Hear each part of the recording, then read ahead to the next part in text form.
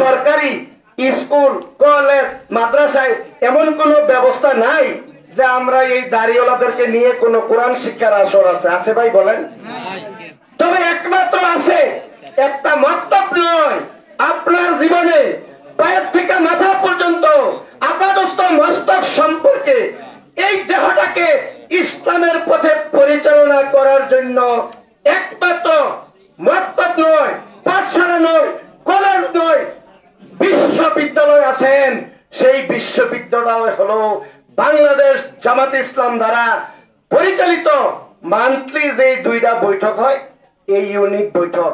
আপনারা এই বৈঠকগুলির স্থানটাকে কি বলে আখ্যায়িত করেন আমার জানা নাই, তবে আমি মনে করি সেই বৈঠকের স্থানটা হলো ইন্টারন্যাশনাল ইসলামিক ইউনিভার্সিটি। যেই ইউনিভার্সিটিতে যদি আপনি কমপক্ষে 1 বছরে 12 দুগুণ 24টা ক্লাস করেন, তাহলে ইনশাল্লাহ যদি এক ক্লাসের সহিত করেন, তাহলে আমি মনে করি আপনার দেহটাকে আপনি সুন্দর রূপে ইসলামের পথে পরিচালনা করতে পারবেন, পারবো এবং পারবেন।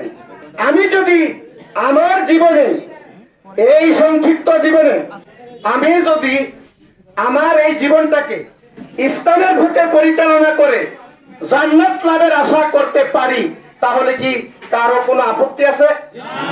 তবে বাংলাদেশ জামাতে ইসলাম কোন ইসলামের দল করিয়া জান্নাতের নেওয়ার ঠিকাদার দেয় না, কন্ট্রাক্টরি করে না, লাইসেন্স দেয় না।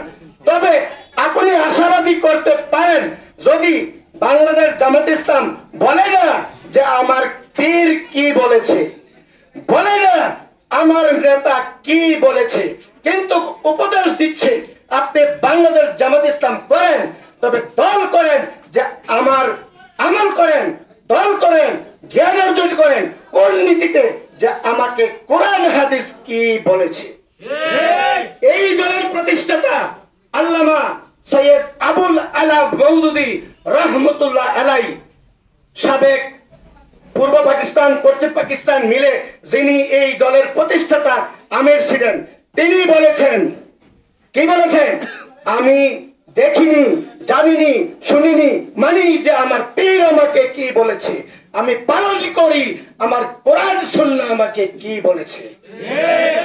যারা আপনারা এখানে উপস্থিত আছেন আজকের এই হেডিং এ, আমার মনে হয় এই রাজনৈতিক আলোচনা না দিকে গিয়ে আমাদের আমলে জিন্দেগি করার প্রয়োজন।